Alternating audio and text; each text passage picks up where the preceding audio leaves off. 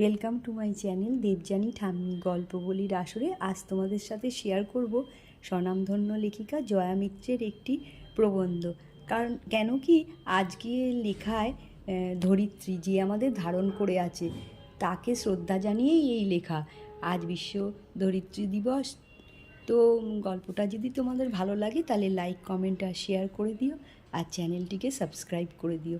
আমরা যখন কোনো নগরপত্তন হয় কি জনবসতি তৈরি হয়, গ্রাম তৈরি হয়, আমরা প্রথমে আমরা এরমই ভাবি যে পারমিশনটা নিতে হবে কোনো অফিসিয়াল জায়গা থেকে। তো আমরা তাই করেও থাকি।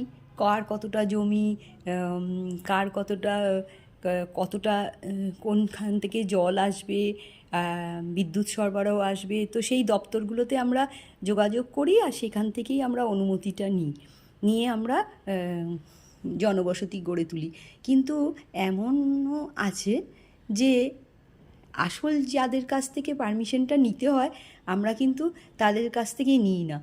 ধরো প্রথমে যেখানে কোনো বসতিই ছিল না, তো সেখানে তখন কারা বাস করতো না, গাছপালা, পশু পাখি, কীট পতঙ্গ। আমরা তো ওদের জায়গাটা দখল করে নিই না, তো করে নিয়েই আমরা আমাদের বসতি বানাই। তো সেই জায়গায় তো গিয়ে আগে তো তাদের থেকে পারমিশন নিতে হবে, অনুমতি নিতে হবে। কিন্তু আমরা সভ্য মানুষরা তথাকথিত আমরা ভাবি নিজেদের যে সভ্য, আমরা শিক্ষিত, এটা না মানলেও এমন কত জনগোষ্ঠী আছে তারা কিন্তু মানে। আর তার সেটা দেখার সৌভাগ্য হয়েছিলেন লেখিকার, আর তাই তিনি তার যে সেইটা লিখেছিলেন এই প্রবন্ধে। জলঢাকা নদীর থেকে আরও উজানের দিকে, মানে পাহাড়ের উঁচু দিকে এক জনগোষ্ঠী কে দেখা গেছিল, তিনি তখন লেখিকা উপস্থিত ছিলেন, দেখেছিলেন যে একদিন একটা চারা গাছ নিয়ে তারা সবাই খুব ব্যস্ত সকাল থেকে, কিন্তু তা ধৈর্য ধরে রাখছে। চারা গাছটাকে একটা সুন্দর পাত্রে রেখেছে আর সবাই একটা খুব লো ভয়েসে গান করছে, যে যখন পারছে এসে তাতে একটু জল দিচ্ছে, মাটি দিচ্ছে। আর মেয়ে বউরা তাদের কাজ শেষ হলে তারপর সবাই মিলে এসে ছেলেসহ তারা সবাই জঙ্গলের দিকে গেল, যেখান থেকে তারা ভেবেছিল যে আরও তাদের দিন যা হয় জনসংখ্যা বাড়তে থাকলে জনবসতি তো আরও বাড়াতেই হবে। তো যেখানে তারা থাকবে সেই জঙ্গলের দিকে গেছিলো, যেখানে তাদের জনবসতিটা আরও বাড়াতে হতো।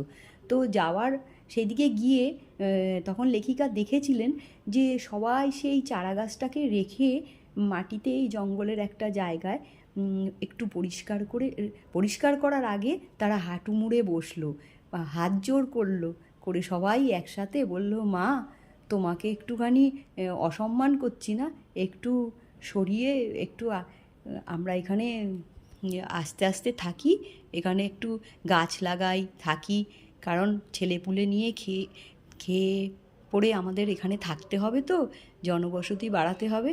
ঠিক যেন পারমিশন নেওয়ার মতো, প্রার্থনা করার মতো, প্রে করার মতো, আর রীতিমতো পারমিশন নেওয়ার মতো তারা স্তব্ধ হয়ে বসেছিল। এবং সেটা অনেকটা সময় কী করে তারা অনুমতি পায় সেটাও একটা